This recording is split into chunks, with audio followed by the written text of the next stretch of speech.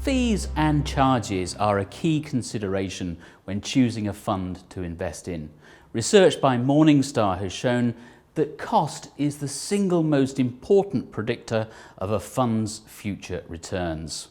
Thankfully, fees are coming down, and you might have thought that cost would be less important as a result.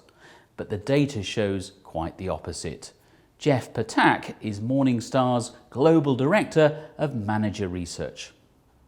One of the chief explanations for why one fund performs better than another fund is the expense disparity between them.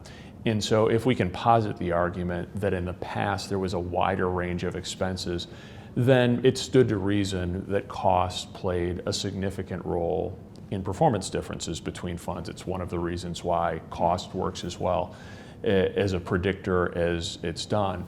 But if costs are converging towards a common point, that being zero, the question for me became, are they going to be as good of a sorting mechanism as they were? And essentially what we found is it's just the opposite. They haven't lost any of their predictiveness, or at least significance, in explaining performance differences. They loom larger.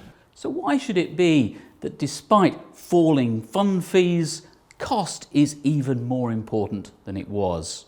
The answer, says Morningstar, is that funds are performing more alike.